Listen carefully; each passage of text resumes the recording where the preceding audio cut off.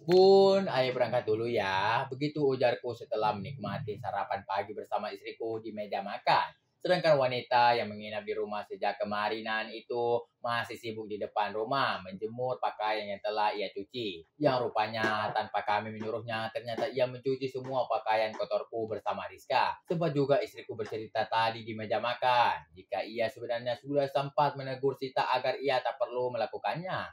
Jadinya istriku membiarkan hal itu dan berjanji akan selalu membantu keluarganya apapun itu, baik berupa materi maupun non-material. Apa ia juga bakal membiarkan aku membantunya? Dasar pikiran kotor ini semakin gak jelas. Semakin kesini semakin saja. Iya ya, balas istriku atas pamitku tadi. Istriku yang masih menikmati sarapannya lantas setibanya di depan, istriku menyalip belakang tanganku. Sedangkan mobil tentu saja sudah kupanaskan tadi sebelum ku nikmati sarapan pagi bersama istri. Ya, hal ini tak perlu juga ku detailkan ke kalian, bukan? Gak penting menurutku. Hati-hati, jangan ngebut. Ingat istriku padaku setelah menyalipku. Iya sayang, bukannya Rizka bilang tadi dia bilang menjemur di luar, tapi kok sekarang malah aku tak melihatnya. Memang di samping sana jemuran sudah tertata dengan rapi bergelantungan di jemuran, tapi yang menjemurnya malah gak tahu di mana keberadaannya. Ya sudahlah, mungkin dia sudah masuk di dalam melalui pintu samping kanan sana, yang juga kebetulan bisa. Aku pun berpamitan pada Rizka dan membuka pintu agar selama aku melakukan ini semua, jujur aku masih penasaran ingin melihat sosok wanita bak bidadari itu yang kini menginap di rumahku. Tapi aku tentu tak melakukan gerakan yang bisa membuat istriku bertanya-tanya. Setelahnya, aku segera masuk ke dalam mobil, mengeluarkannya. Istriku pun hati-hati, teriak istriku. Aku membalasnya dengan lambaian tangan. Aku rasa memiliki Rizka yang penuh perhatian seperti ini. Sudah seharusnya aku tak pantas untuk memikirkan wanita lain lagi, bukan? Itu awalnya, namun tidak untuk sekarang. Apalagi jika ada memperhatikan bagaimana mobilku berjalan meninggalkan rumah dengan amat sangat pelan. Sedangkan kepalaku masih menoleh ke arah kiri. Hingga aku terkesiap dengan perasaan yang tak menentu. Di saat tepat di samping pintu yang mungkin melangkah sekali lagi, aku bisa melihatnya tadi saat berada di garasi rumah. Wanita itu malah berdiri dengan memegang ember di kedua tangannya yang tentu saja keadaannya saat ini tengah mengenakan hijab dan khimar karena sedang berada di luar rumah. Meski cara kenakannya seadanya saja.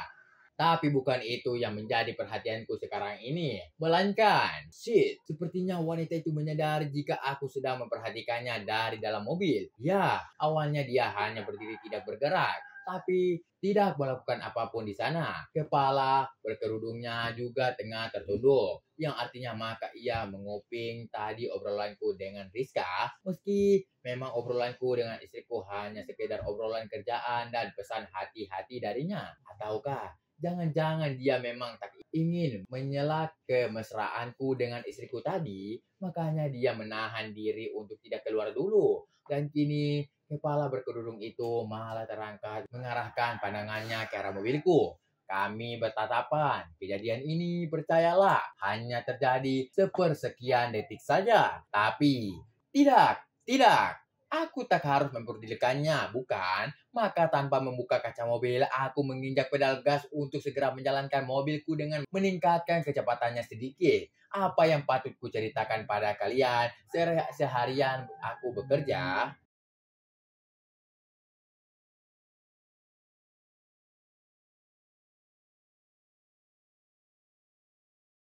Sudahlah ya, aku tak perlu mendetailkannya karena yang jelas rutinitasku hanya itu-itu saja. Tak ada yang menarik, apalagi kalian mengharapkan kejadian aneh yang mungkin seperti di kisah-kisah orang lain yang deman berselingkuh dengan satu kantornya. Tidak kawan, itu tidak akan kalian dapatkan di kisahku ini. Karena aku tak ingin bahkan niatkan mengkhianati istriku. Tapi bayangan atas kesalahan sepasang mata ini yang sedang melihat bagian tersembunyi dari sosok wanita bercadar itu sesekali mengganggu pikiranku. bagaimana bentuk dan serambi wanita itu yang sebenarnya saat melihatnya dari dekat ya. Sialan, aku harus segera menepis pikiran kotor ini biar tidak semakin menyiksaku. Akhirnya selesai juga. Ujarku sambil merenggangkan badanku. Seharian penuh duduk di kantor membuat pegal-pegal semua. Ya, hari ini aku memang memilih untuk tidak ke pilot akibat tentunan laporan dari pusat yang hari ini harus segera diselesaikan.